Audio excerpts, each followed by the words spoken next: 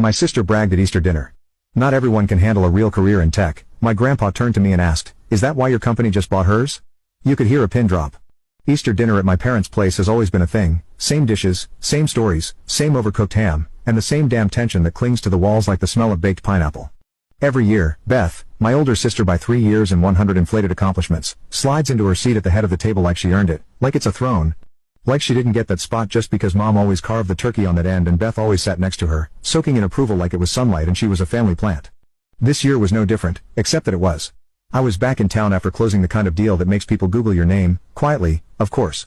No interviews, no press photos, just a few lines on LinkedIn and a company-wide email sent at 4 p.m. on a Friday. That's how I like it. That's how I operate, under radar, over results. But Beth operates like a goddamn foghorn in a library. So there we were, mashed potatoes being passed, mom already 2 scotches in. And Beth launching into her latest diatribe about how the tech industry is not for the weak, something about hustle culture and emotional intelligence being overrated.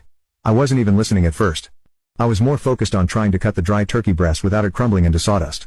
But then she said it. Not everyone, she said, leaning back like a queen at court, can handle a real career in tech.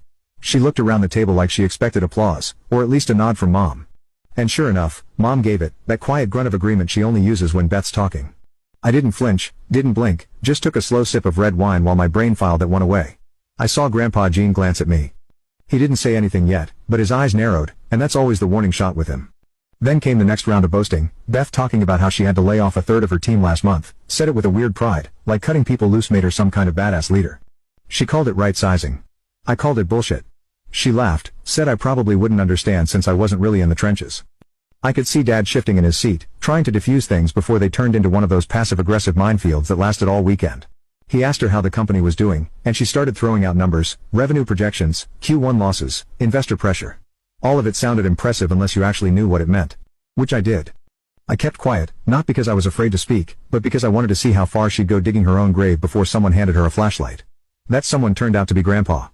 Now, for context, Grandpa Gene is pushing 90, but still sharp enough to do his own taxes and destroy egos like he's playing whack-a-mole. He's always played the long game in this family, the patriarch, the observer, the one who remembers everything and forgets nothing. He waited until the moment Beth took a breath between Q4 pivot strategy and managing up the chain of command. Then he casually turned to me and asked the question that would flip the entire table dynamic on its smug little head. Is that why your company just bought hers, Aaron? I swear